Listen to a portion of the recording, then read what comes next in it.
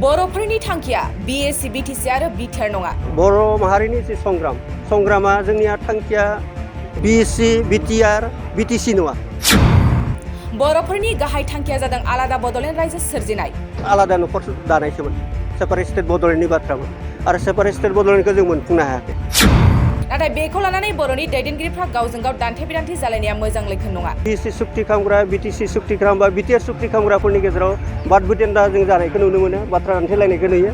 बे जोंनि थाखाय मोजां लैखोन नङा। मिरु एबसुनि बारग' दैदेनगिरि रबीन्द्र मुसाहारिया बुंदों, बिटिआरनि सागानगिरि प्रमद बर'खौल' सोंखारिब्ला जाया।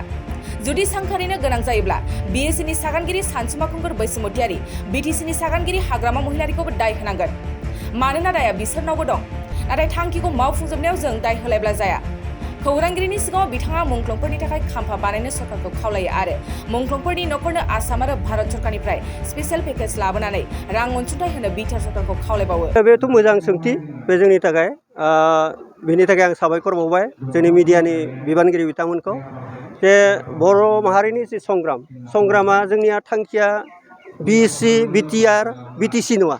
जोंनि थांखियाथ' आलादा न'खर दानायसोमोन, सेपारेट स्टेट बड'लेण्डनि बाथ्रामोन आरो सेपारेट स्टेट बड'लेण्डखौ जों मोनफुंनो हायाखै।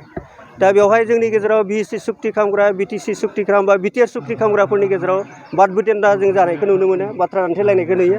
बे जोंनि थाखाय मोजां लैखोन नङा। मानो होनना बुङोब्ला बिएससिखौ जोंबो गारबोआखै, बिटिसिखौबो जों रिजेक्ट खालामबोआखै, बिटिआरखौबो जों जेबो बुंनो हाथ'वा। दा बेनिखायनो बिएसि बिटिसि आरो बिटिआर जि पार्थक्य, जे थोंजोङै बुंनो थाङोबा दिनै हमना ला इउपिपिएलनि दैदेनगिरि बिथां प्रमद बर'खौ हारसिं टारगेट खालामबाय थानाय नुनो मोनो। खिन्थु बि हिसाबैथ' जोंनि थाखाय सम्पुर्ण भाबै जोंनि गांनाय उखैनायखौ सुफुंनो हायाखै। बे हिसाबैथ' बिएसि सुक्ति खालामग्राखौबो जों समाल'सना खालामनांगोन। नैथिया जाहैबाय बिटिसि सुक्ति खालामग्रा हाग्रामा महिलारि बिथांमोन दङ, बिपिएफ सरकार 17 बोसोर दाबाय। दा बिथांमोना डाइरेक्ट थोंजोङै जेनेबा बिटिआर सुक्ति खालामग्रा बिथांमोनखौल' जोङो सोंखारिनाय नुयो। खिन्थु बिटिआर सुक्तियाबोथ' बर' माहारिनि गांनाय उखैनायखौ 100% फुलफिल खालामनो हायाखै। दा बिनि थाखायनो बिटिआर सुक्तियाबो हयथ' जोंनि थाखाय 100% जोंखौ फुलफिल खालामाबो जानो हागौ।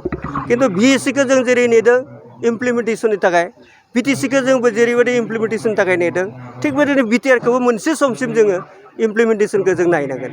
दा बिनि थाखाय बिएससि बिटिसि आरो बिटिआरनि सुक्ति खालामग्राफोरखौ जुदि प्रमद बर'खौबो जुदि हारसिं एटेक खालामबाय थानांगौ जायोबा जों हाग्रामा महिलारिखौबो खालामनांगोन, बिएससि सुक्ति खालामग्रा सानसुमा खुंगुर बैसोमुतियारिखौबो जोङो समाल'सना खालामनांगोन, नङा होमबा?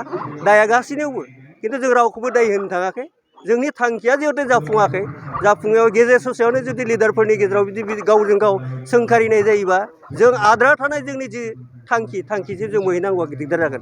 बेनिखायनो सोंखारिनांगौ जायोब्ला सोरबा सासेल' नङा, सोंखारिनांगौ जायोबा जों गासैखौबो सुक्तिनि चिफ सेक्रेटारि बिटिआर सुक्तिनि प्रमद बर'खौ जेरैबायदि बेखौ टारगेट खालामनानै जेरैबायदि बाथ्रा बुङो, हयथ' जोङो बिटिसि सुक्तिनि चिफ सिगनेटारि हाग्रामा महिलारिखौबो जों सोंखारिनांगोन आरो बिएससि सुक्तिनि चिफ सेक्रेटारि सानसुमा खुंगुर बैसोमुतियारिखौ जोङो सोंखारिनांगोन।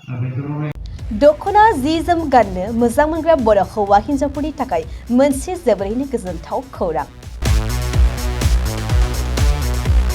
F&F क्लथिं गलाया फैगौ बैसागु फोरबोनि थाखाय समायना रमायना दख'ना, जोमग्रा सादोर, ब्लाउज आरो हौवाफोरनि थाखाय आर'नाइ, गामसा, शार्ट बायदि रोखोमनि गानग्रा जि जोमखौ नोंथांमोननि थाखाय लानानै फैदों।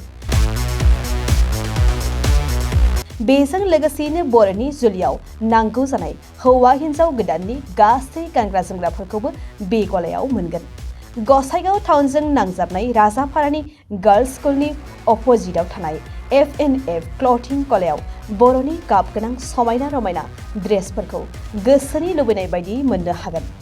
लोगोसेयैनो गोसो गुदुं सुबुंफ्रा गावनि मोजां मोननाय ड्रेसफोरखौ F&F क्लथिं गलायाव जायखिजाया सानावनो लांफैनो हागोन।